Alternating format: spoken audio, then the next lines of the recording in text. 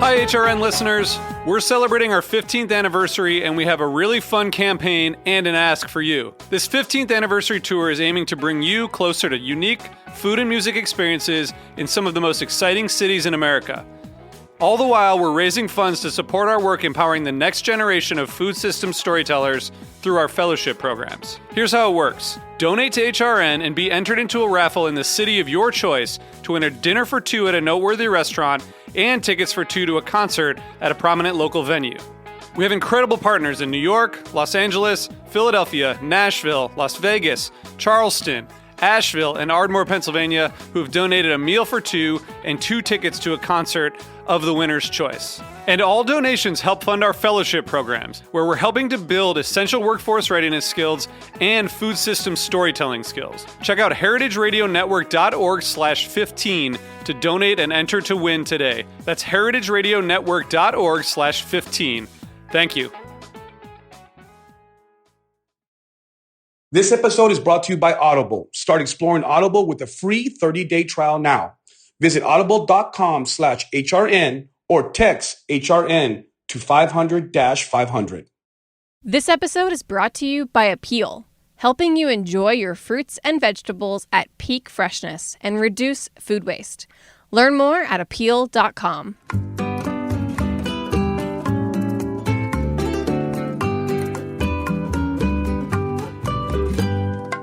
Welcome to Cooking in Mexican from A to Z. I'm Aarón Sanchez. And I'm Zarela Martinez. And we have the distinct pleasure of inviting an old dear friend, an absolute awesome farmer, and just more awesomer human being, Tim Stark. And brilliant author. And a brilliant author as well. I'm getting to that, Mom. Tim is the owner of Eckerton Hill Farms, which started as a rooftop in Brooklyn many moons ago. His first tomato seedlings were actually 19 years ago. And recently he has moved to a farm in Berks County, PA, which is in between Reading and Allentown. You are responsible for over 200 varieties of heirloom tomatoes, and you sold at the Union Square Green Market in New York City for many years. And that's where I initially met you and been purchasing tomatoes and other goods from you for many years in my restaurants when I had them here in New York. And we just want to welcome you. Thanks. Glad to be here. Great to be here. It's been a long time. I've known you guys for so long. This is fun. Yeah. I'm so happy to sort of tell you that even though I grew up in Mexico, we grew up at 7,000 feet. So we didn't really have fresh tomatoes that often. So I did not grow up a big tomato fan. I mean, I really didn't. Then I get here, and everybody's into heirloom tomatoes, and everybody's into all this. And they find a good tomato, and it's like they found God. Yeah. Because, oh, my God, the tomatoes are great. That's what you feel all the time, and I think you're very much responsible for that dynamic.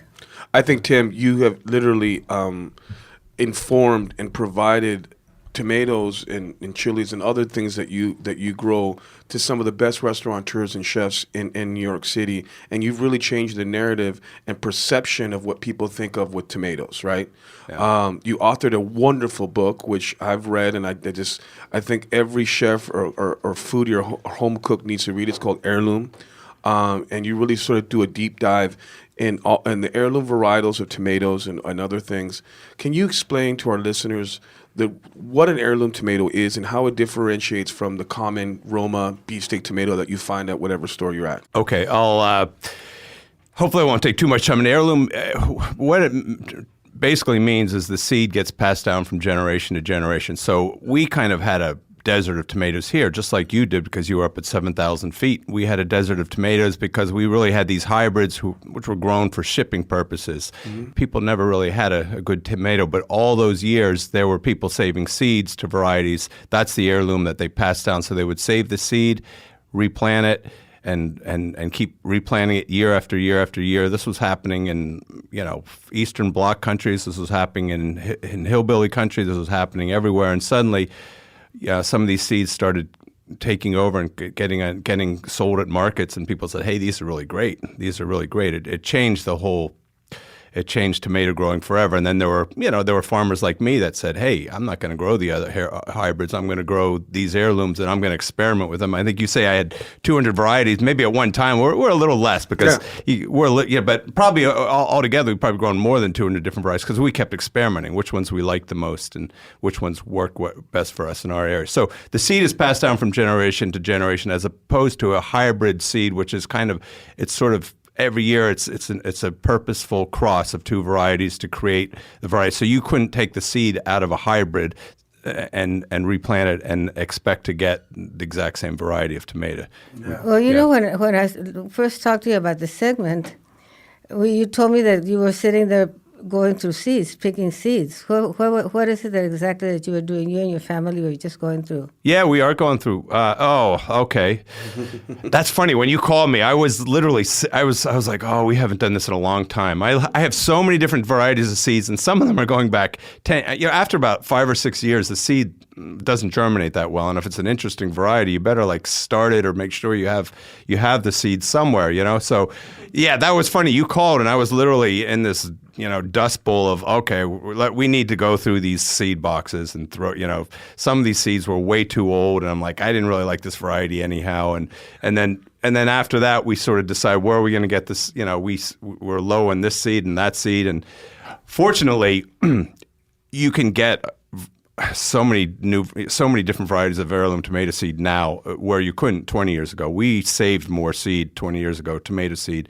We had to, because we were just we were just starting to grow these tomatoes, and you couldn't get them from commercial growers. Now there's small commercial growers all over the place, and then they're proffering new varieties, saying, "Hey, try this, try this. This is somebody's." So in the meantime, there are people that are creating their own heirlooms there. So what happens is they get an interesting cross in the field. They call it a sport, and they say, hey, I like this. It's got a nice color. It's got a good flavor.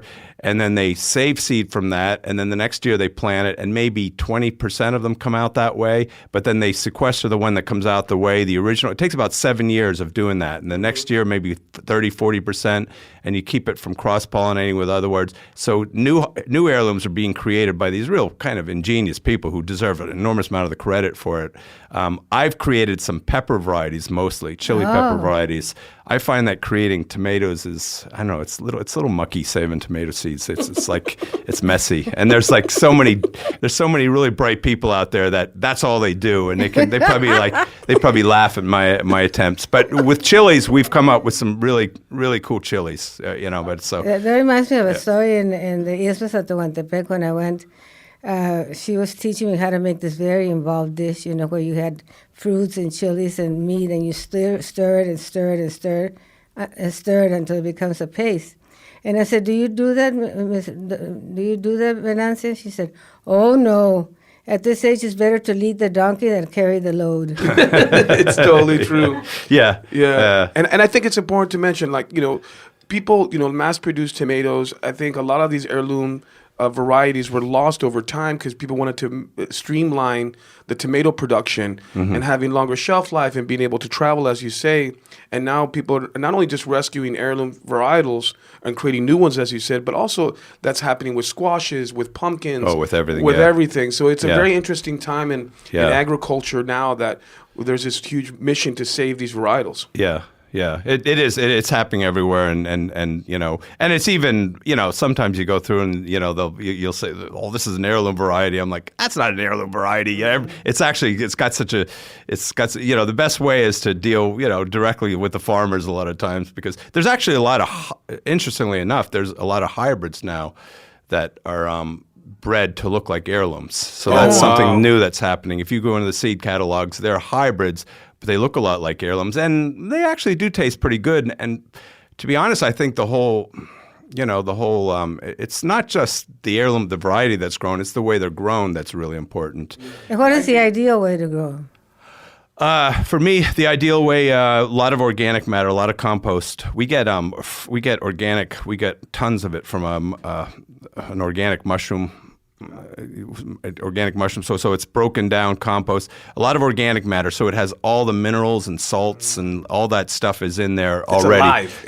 So when I started out, I just had a garden, And when I started out, I was a pauper. I was a starving poet with a garden, and the garden started to grow. And one day, that's sort of what so one day it was like, why don't I just try to make this a farm, since I don't seem to be able to make money at anything else? And so we still do the same thing. We now have manure spreaders to spread the mushroom soil. We plant cover crops. You moved up in the world too. Are you using squash as a cover crop? We use a lot of rye, clover, vetch. We grow a lot of in the fall. We grow a lot of turnips, those sweet turnips, and they grow in among the cover crops. And people came to visit the farm in November, and they said, "Oh, what are all those white?" I was like, "They're turnips, they're Japanese turnips." And beautiful. There were so many of them. They were like so. I mean, we just So those are our main, and that's the other thing too, and that's just organic matter that we plow under in the spring. We don't. I mean, it's funny because people talk to me about like what fertilizer, how much nitrogen. I'm like, I don't understand. We just have a big garden. It's just a big garden now. 50,000 tomatoes growing in that garden. Jeez. It doesn't, and it gets weedy, and we fight the weeds. We don't use any pests. We don't use any herbicides. We don't use pesticides. We don't. So if it's a rainy year, we have trouble because that's what's great about maybe parts of Mexico is you have a nice dry tomato season in places. So I think what's interesting to mention is that yes, you're a prolific heirloom farmer, but also heirloom tomato farmer, but you also plant chilies, other different varietals. I think it's interesting to say that where tomatoes grow, usually chilies will grow, and squash, and that Mesoamerican diet is kind of all encompassing in that same kind of area, no? Yeah, because the squash adds cover and adds nitrogen, no? Yeah. Oh yeah, the squash. Yeah, it responds even better than nitrogen, the fixing of nitrogen of the I think one other thing that we do right is we're up in. People also look at our fields. They're southern facing hillsides. Not the best, not real heavy soil. If it was real heavy soil, I'd be concerned. If it's real heavy soil and it rains too much, you're kind of out of luck. So that's we take our luck and go up in the hillsides, and we can irrigate now. I mean, in the early years, I didn't have any irrigation either, and I think that was part of our secret. Unfortunately, when it rained really hard after a dry period, the tomatoes all split on us, and that was always embarrassing because all of a sudden we didn't have tomatoes. But we have southern-facing hillsides, so we want to get as much sunlight on the tomatoes. We want to get cool breezes to keep the leaves dry, to prevent funguses because we don't want to use fungicide either. And it's not the best. You might get a smaller yield, but the ground dries out. If it rains real hard, the rain drains through, and you don't want to be sitting in water. And that's one thing. Chilies, tomatoes, they don't like wet feet is the term we have. How about my little favorite field tomatoes? The little ones. Oh yeah, the little Well, those are the 100s, right? No. She calls them. You say they grow wild. They grow wild along the side of the road in Mexico. Tomates de milpa. Yeah. And they make a particular recipe called tachogovi, which is like really nothing. It's just garlic, some of the comapa chilies, in a little bit of lard, and the tomatoes until they split, and then you add whatever herb you want. Yeah. It's fantastic. It's fantastic because it's just like. Yeah, that's a beautiful tomato. Incredible flavor. It grows like it's like a little wild tomato. Yeah. Tiny. And the trick to that is, you need to have a serious picking crew because it takes a long time to pick them. It's a lot of work to pick them. But it's only for a little while, so. No, we have them as soon as tomatoes come in. We have them till the frost. So we have them till July. From July till they can, and we keep replanting them and it's a beautiful tomato. It's got really kind of pretty good disease resistance because it's a wild variety. It can kind of stand up on its own when other tomatoes are dying off. It keeps going. So Tim, I think it's important to also mention to our listeners, I get so perturbed when people start saying, "I'm farm to table." Like, dude, that's not a genre. It's your job. It's kind of been happening since the beginning of time. Source the best ingredients closest to you, manipulate them the least, right? And let the ingredients shine. And I think that's extremely important. And you've been doing that. That's why I've bought product from you for many, many years when I had my restaurants here. I think it's important to also mention, once you get your tomatoes, whether you're at a farmer's market or anywhere else like that, You get them, you bring them home. What are the do's and don'ts of how to store them? Because I know I don't ever refrigerate my tomatoes. No. And I think it's very important. People don't even know that. Yeah. Oh, yeah. Very important. Do not refrigerate. Now, some people might say, well, I'm not going to eat them all for a week or something like that. My feeling is, well, just let them sit out, and if a bad spot shows up, just cut it out, and because they just get better and better. Or cook them too. Yeah. Or cook them down. Make sauce with them. Yeah. If you get them from a market, that's the other trick that we have is people never quite realize that we literally. We pick for 2 days and pack for that second day, and they go to market and we blow them out. We pretty much don't bring anything back. So everything you buy, so they're right off there. They're right out of the field. They're coming. They're coming. So when you're buying them to begin with, get a sense that you can tell if the stem where the stem was pulled out, if it looks really, really dark, that it's been off the vine for a long time, because that like asparagus. Yeah. When I used to buy 2 flats from you at a clip, remember? And I would buy them on, Wednesdays, and I'd be done by Friday. And then we'd be back at the market Saturday. Yeah, and get more. And then I'd get more. And then we would put them on sheet trays and speed racks and leave them out. Yeah. And right nearby the kitchen, and we would just rock and roll with them, and they would go in a heartbeat. Just one thing I think that's important to mention. I read a really fantastic book once by a guy named Felipe Armesto. He wrote a book called Near 1,000 Tables. He's a scholar from Oxford, and he was talking about how ingredients migrate. And I think it's important because people associate tomatoes somehow with Italy, right? Yeah. They think that that's like the birthplace of tomatoes. And one of the things that he talks about, which is interesting, is called the Columbus Exchange, which is basically where a product is native to one land but allowed to proliferate and succeed in another land. And one of the things he associates it with is the latitude. So if you look at Italy, southern Italy, and where Mexico is, it's on the same latitude. So the idea is that the weather patterns are similar, and maybe the soil content will be more conducive for tomatoes. What are your thoughts on that? Yeah, but then if you look at where we are up in Pennsylvania, it's funny. That is one thing. And interestingly enough, all these different people think all these different colored heirlooms, all those colors existed in the old world before they moved over to that proliferate. If you ever look at the different potatoes that are in Bolivia right now, we only have a drop in the bucket of the variety of potatoes. But it's the same with tomatoes. All those colors and varieties, they existed before. It's interesting because it seems like where I am, I have people. I have an uncle that moved to California years ago. And one of the things he says, I cannot get a tomato like we had back in Pennsylvania. So it has to do with, and we're like, we seem to buck that trend a little bit because we're up a little further north. It's a short season. They come on hard. The plants die off.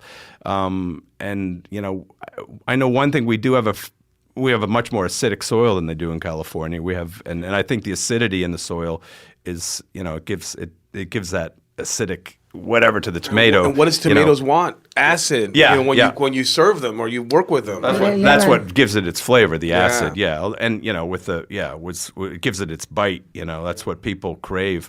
I don't want to put. They're great. Great tomatoes, but he has a beautiful place. With it's in the old fruit growing district. He has a lot of fruit trees, but he says, I cannot grow a tomato like I had in Pennsylvania. I cannot. He just, Probably because of the sun or something. What's that? Maybe because of the sun. I think it's the acidity of the soil. I think it's a more alkaline soil. I think it's, it's a different, and maybe it's a different tomato you have. Maybe someone in California would come here and say, I can't find it. Maybe it's, I don't know. I think there is something about our soil, the acidity of it. Well, everywhere, terroir. Yeah. Everywhere. You know what? Something that doesn't get covered a lot, and I really am interested in, is how the role of green markets in promoting biodiversity. Yeah. Before the green markets, we only had like 2 kinds of potatoes, 3 kinds of onions, and now because of the green markets, all of a sudden we have all kinds of greens, all kinds of tomatoes. It's like, I think that's a very important thing to know, to go in and the markets and get different things so you can experience different flavors and. Yeah, it's exciting to watch because now it's going. You have a whole. a whole new school of young farmers coming in. They're taking it a whole another, they're taking it even further than ever. I mean, I see what they're doing. A guy that worked for me is growing, he went to Italy and like studied chicories, and now he's just growing chicories. Like puntarelli. Puntarelli, but many beautiful chicories that look like little roses that you never knew existed. And he's selling at the green market now and doing awesome. really well. And it just. And I try to go, and they go to seed on me. I'm like, I don't know what this guy does, but he's doing it right. He studied it, he learned it, and you have just a lot of young farmers just taking it a whole new direction. Is that like thistle? Like a radicchio, all kinds of radicchios, like Radicchio Trevigiano, like puntarelli. Tardivo, there's one, Tardivo, Puntarella? Puntarella, just... and who knew, and now he's selling to, all the same chefs that I sell to because they go in for the chicories, So, but he's starting a whole thing too, and then now all these other young people are growing chicories. And I think what's very interesting to mention is that I think farmers markets obviously vary from what regions you're in, right? Yeah. So, and I think what's very interesting to see nowadays is that, I know a lot of farmer markets have to hold each farmer accountable. So if you're not selling what you're planting, that's a big issue. Yeah. One of the things, I live in New Orleans now, so I sadly don't get your wonderful product. But one of the things that we struggle with farmers markets in New Orleans is that farmers plant what are in traditional recipes. Mm-hmm. You know what I'm saying? So if a gumbo has tomato, onion, bell pepper, celery, that's what they're going to bring to market because they know that that's going to move. Okra, right? Yeah, okra. So for us, as chefs, to try to get a different palette of ingredients is so difficult. Yeah. And we're really working with a lot of young guys in the northern part of Louisiana to start planting different things so we have different things to cook. Yeah, keep pushing. They will turn that. They'll turn. I'm sure you're probably seeing it starting to turn around, right? Yeah. And in 5 or 10 years, blows my mind to read this. I just, I hope. I just think they're just going to be the future force of farming in America. And I hope, and I think more and more. I do feel like overall, the whole we're being paid attention to by the powers that be, a little more, but the awareness of where ingredients come from as an all-time high in the United States. We have the real foodie. Yeah. The foodie has been born. But we really had to learn it. It's kind of funny because the rest of the world, where you're from, they always had it. We had to learn it. We had to stop and go, wait, tomatoes from our side of the world. The tomatoes, it's not from Europe. We're having to learn it. How do people use the tomatoes mostly? How many cook them and how many serve them raw? Do you have any idea? We do plum tomatoes. We do all kinds of big plum tomatoes that people like to cook. We grow hybrid tomatoes, and I've always said we can still grow good hybrid tomatoes because of the soil they grew in. And when I was young, we had that's all we had when I was growing up. We always had good tomatoes in the garden, and we got a lot of people just eating fresh, making salad because it's so simple, especially in the summer. You don't have to heat up the kitchen. You take it home, slice it up, and little basil and whatever, throw it on a sandwich with a little mayonnaise, whatever, just easy. It's the best. I mean, it's the best thing in a sandwich, a tomato. It just, really and makes it. You have to season it. One of the things that I hate is when you get a sandwich with tomato and they don't put salt on it. Or avocado with no salt. You gotta do that. It's essential for everybody out there. Remember to always salt your tomatoes when you're about to eat it. Yeah. But the best tomatoes, I think because of all the minerals, I think there are a couple, especially the green zebra, that I always like to say it sort of has a built-in salt flavor. Because of all the minerals. I'm not sure what it is, but it's a lot of calcium, magnesium, But yeah, you're right. You do have to season it. This episode is brought to you by Audible. Audible is your one-stop location for spoken word entertainment and audiobooks. You can find everything from bestsellers to new releases and even celebrity memoirs. In fact, you can find my memoir on Audible. In it, I share stories from my life before people recognize me from TV. Search Audible for the title, Where I Come From, Life Lessons from a Latino Chef. Now, my mom and I share many stories in this podcast, but it's just the tip of the iceberg. In my memoir, I talk about all the beautiful life lessons that my mom passed down to me that I still use every day. Audible members get 1 credit every month. So if you join now, you can check out my memoir today. Audible members also have full access to the Plus catalog and can listen all they want to thousands of included titles. Start exploring Audible with a free 30-day trial now. Visit audible.com/HRN or text HRN to 500-500. This episode is brought to you by Appeal. Here at HRN, we care about reducing waste across our food system, from farms to home kitchens. We know that about half of the produce we grow ends up in the trash. We all want to enjoy produce at peak freshness and reduce the amount that gets thrown away. That's where Appeal comes in. Appeal is a plant-based protective layer that helps produce last up to twice as long. It's edible, invisible, and imitates how peels naturally protect fruits and vegetables. Because here's the thing, less waste doesn't just mean we're throwing less food away. It also means we waste less water, energy, and other resources that go into growing produce. Appeal works with nature to reduce waste across the food system from the farm to the kitchen. Appeal helps us conserve our precious resources to ensure we have fresh food to meet our growing need. Appeal. Food gone good. Learn more at appeal.com.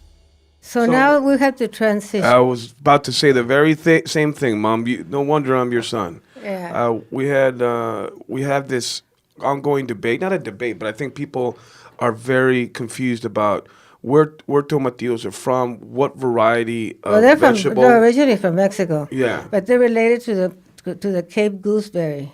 Yeah. So they have that shell that a Cape gooseberry they would have. have that husk. Yeah. It's very, very sort of gelatinous. You know, and a lot of people use it. They make a tea with it, and they use it in tamal dough to make the dough even more fluffy. Oh, yeah. But you know, like this, we've covered chipotle chili, which is one of those flavors that everybody universally loves. Well, tomatillo is another one.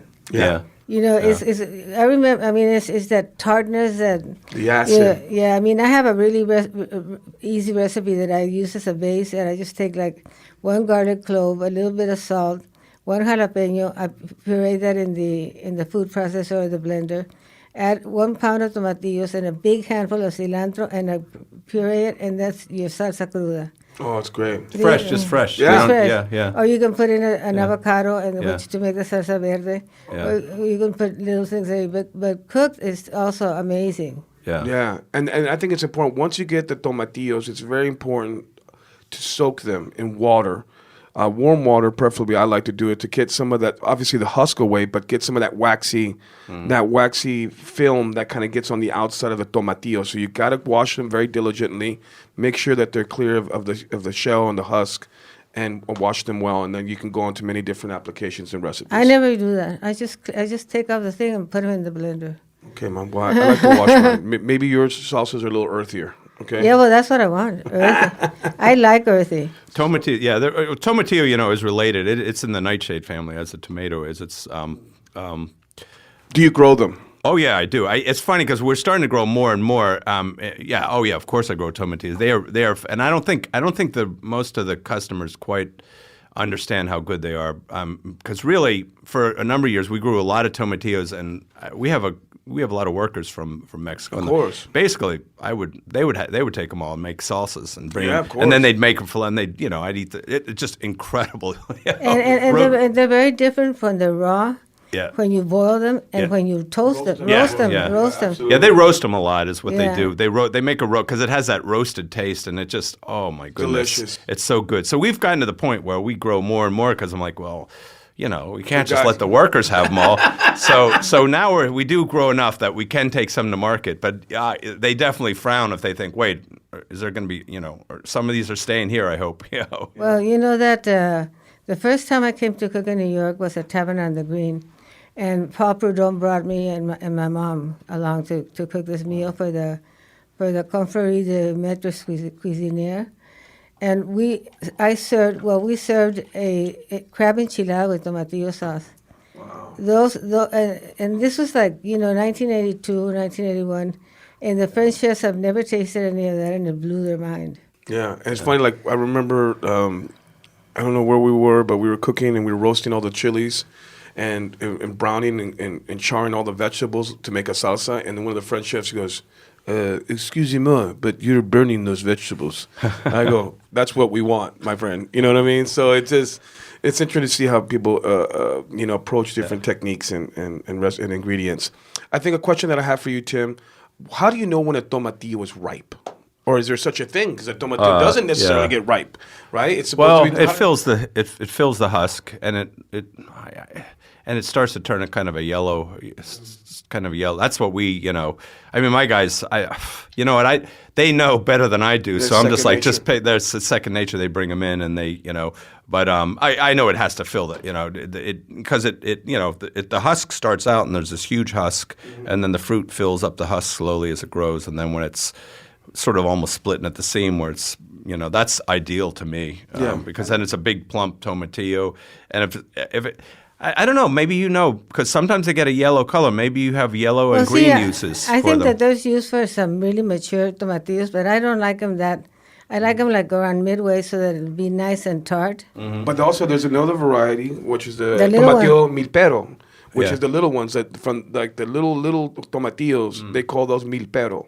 Or the milpa. Yeah. Okay. So they're like the tomatoes that my mom likes from you. Yeah. Sort of in that same vein. And I would love your little tomatillos too. Yeah.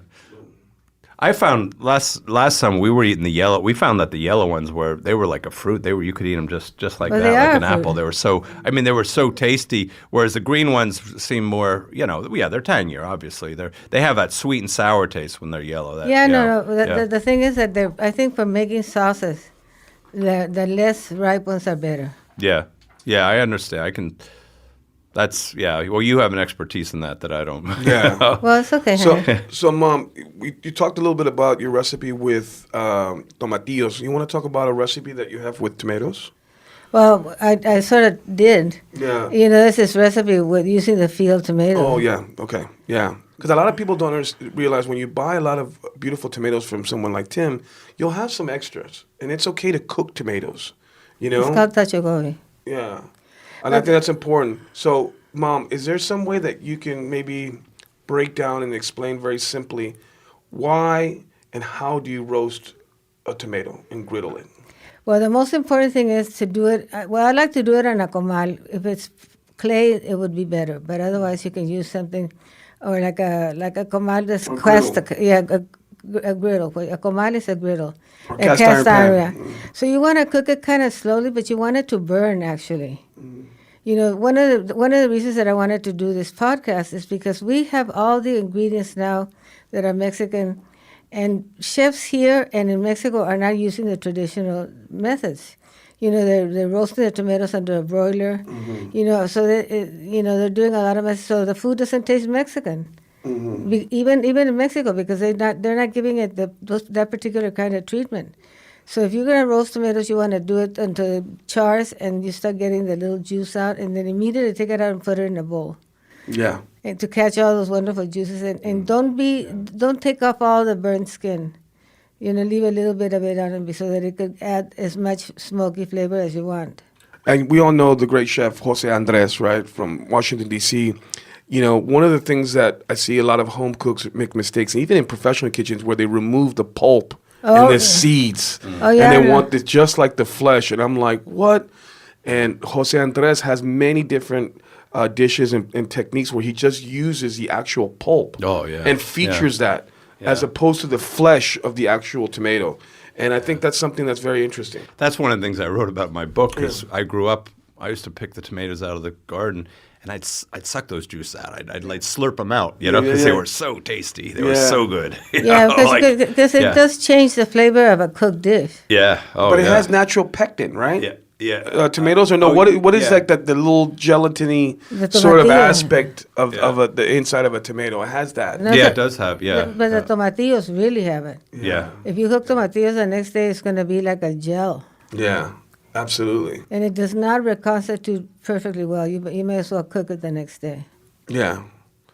But I love the idea, the sort of the contrast between a tomatillo and a tomato and an heirloom tomato. I think it's really phenomenal, and I think the awareness and people seeking out artisanal heirloom products is at an all-time high. Do you feel that, Tim? Do you think people are going out being more informed, knowing what they're buying from you? Oh yeah, definitely. Yeah, we don't have to answer as many questions. They know exactly. They come up and they know exactly what they want. In the early years, we had to sing and dance and explain, and now it just actually sometimes they know more than we do.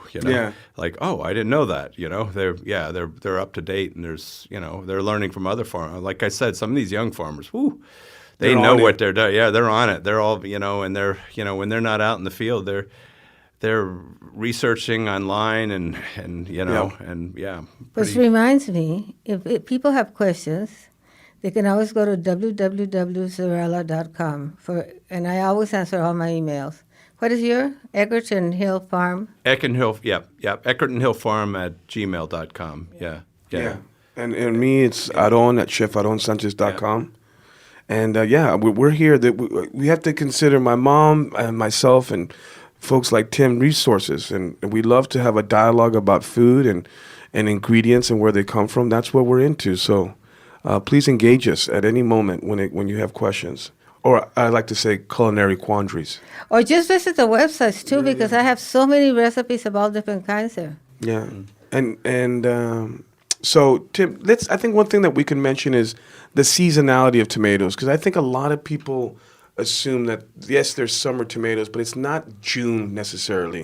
Can you talk a little bit about when tomatoes, obviously for you here in the Northeast, when are your tomatoes really at their peak? Yeah, well, outdoor tomato, we have, we've slowly given in. I mean, it used to be if you had a cold spring, you wouldn't really be seeing tomatoes till late July well, we always peak out. Our peak week is always the first week of August in Pennsylvania, where I am in Pennsylvania now. If you're in upstate New York, it's going to be probably mid to late August, but that's when we hit our peak because we do a first load. But we actually do now grow in greenhouses too, so we will start picking in the greenhouses in June. But I find it really hard, to get them much earlier than June, even in the greenhouse, because they need a certain amount of sun. They love that sun. The more sun, the better.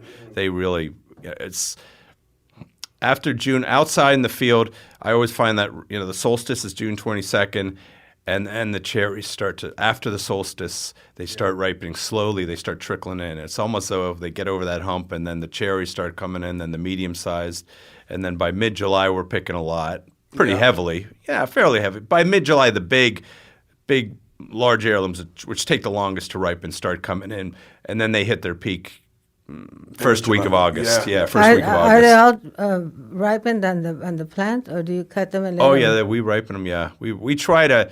Okay, we do try to get them before they get dead ripe on the plant. I find if they get dead ripe on the plant, they can sometimes get a little mealy. We tried it, but that's hard. When it's really hot out, you can walk down a line and pick a row, and then you can go back and they've already ripened in the time you went through and picked. It's crazy. It's like so when you have 50,000 tomatoes. If you've ever had a garden and 6 plants, and when they're bombing. That's a lot of tomatoes, and they're pouring out. And if you don't get them in time, they will split. I mean, the majority of tomatoes you get. Although I think this is changing some, but tomatoes a lot of the tomatoes you get at the grocery store, they're picked green. They say they're vine ripe, but they pick them when they're just starting to turn. They're just starting to turn kind of yellowish from the original green, and a lot of times, and then they put them in. They gas them. They use ethylene gas to ripen them, and then they put them in boxes. They hit them with ethylene gas, and then they bananas. With bananas. And same. Yeah, I've seen these. These chambers in New Jersey, and they're like, bananas, and papayas too. They do all that. They submit them out to ethylene gas. That's how I started in El Paso. I used to sell produce. What's that? In El Paso, that's how I started. I used to sell produce. Oh, did you? Yeah, really? Yeah. Wow. My mom's had many different lives. Yeah. Many different. Yes, I was a social worker during the day. Yeah. Then I used to sell produce And cater. to Wyatt's cafeteria, mostly in Luby's cafeteria. Yeah. And then I would cater. I mean, I hardly ever stepped anymore. I used to have a contract for GTE for 650 people to give them breakfast. I love it. I mean, I worked my ass off to get over here. So, Tim, what is the question I have: why did you choose this particular part of the Northeast to have your farm? Why Berks County, Pennsylvania? Because that's where I grew up. Oh, wow. I mean, when I started the farm, I mean, literally, I didn't have money. It was in my mom's backyard where the farm started. It started, I mean, I couldn't even afford a rototiller then. I was a struggling writer. I had an apartment in Brooklyn. I had a job in Brooklyn, so I started all the seedlings in Brooklyn. And and then I had them up in the rooftop of the brownstone I was living in. And then, I mean, like thousands of seedlings that I was running up and watering and changing and finally I brought them back home to Pennsylvania and in my own backyard. Yeah, because I couldn't afford to pay rent someplace else. So it started in my mom's backyard, and then it grew. The farm grew, and then after about 12 years of farming, I actually bought a 58-acre farm and moved there. That was 9 years ago. That was 11 years ago. Boy, time just flies. Wow, that's yeah. wonderful. So probably when you were first coming back, I was still probably farming at Lenhartsville and then we rented a place nearby that was 5 miles away, and I was. I didn't own anything, and it was just I was running out. I never had enough irrigation, which probably contributed to the flavor some because I could never get enough water on them. I'd have to run out into the fields in the middle of the night and change irrigation lines, and now we have it. It's a lot better having everything in one place. But it just so when I bought the farm, that was the year the book came out. I bought the farm later that year, and then it just became kind of. I don't know what I think I was always up until then I was complaining I'll never buy a farm. I'll never. Then finally I was at an auction and I bought the farm. It was the year of 2008 when everything was crashing and basically I was bidding against a developer for the farm and everyone was shocked that a farmer at an auction and everyone was shocked that a farmer got it, but developers didn't have as much money at that time because the economy was tanking. So that's how I got the farm, and then it was like so it's like, and then since then that's why I started building greenhouse. I put a deer fence around the whole farm, and you got to come visit. Now, we'll come over there and cook. Especially, yeah. We have a beautiful bread oven there now. We can bake bread. We have a outdoor wood fired oven. And you're speaking my language. We'll come up there. We'll come up there in the summer. I think it'll be nice. Yeah, you should before you guys get too busy. Yeah. Well, we're busy all the time, but we're even kind of surprisingly busy now. But good. But we'll come like on a Sunday or something. Oh no, I'm never too busy for that. So you come on a Sunday, come anytime. Really, just yeah. I'm never too. I mean, peak of the season is. You got it down to a science, Tim. You've been doing it so long. He's ready to lead the donkey. Exactly, lead the donkey. Don't be behind it. Well, Tim, I think it's safe to say that thank you so much. And this has been extremely rewarding and fulfilling. We're not just somebody that we admire, but we were somebody that was really essential to the success of my restaurants in a lot of ways. Oh, yeah. I always featured your products, proudly put your name on my menus of Eckerton Hill tomatoes, and I'm not the only chef that did that and still do that to this day. So we're just really grateful. We really, our hearts are open to you. Well, I'm grateful too. I mean, I've known you, both of you, for so long. I've just, this is really special to be able to come here and do this. I really appreciate you having me here. Thank you. Thank you. So again, Tim Stark was our guest today. He's the owner of Eckerton Hill Farms. He's just a man. He's a hunk. And he's a hunk of a man, according to my mom. I can't say that necessarily, but I can. You can. Please seek him out and just have his wonderful tomatoes and all the beautiful things he grows. I'm Aarón Sanchez. And I'm Zarela Martinez. Thank you for joining us.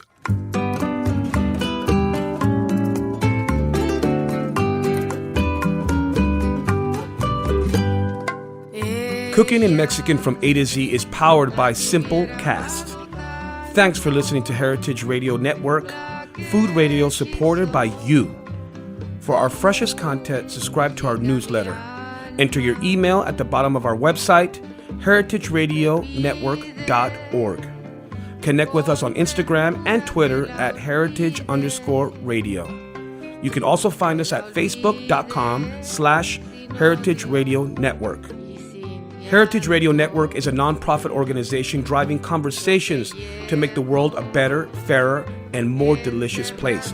And we couldn't do it without your support from listeners like you.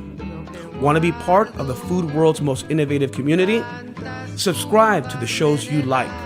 Tell your friends, and please join the HRN family by becoming a member. Just click on the heart at the top right of our homepage. Thanks for listening. Al cavar una más en mis entrañas.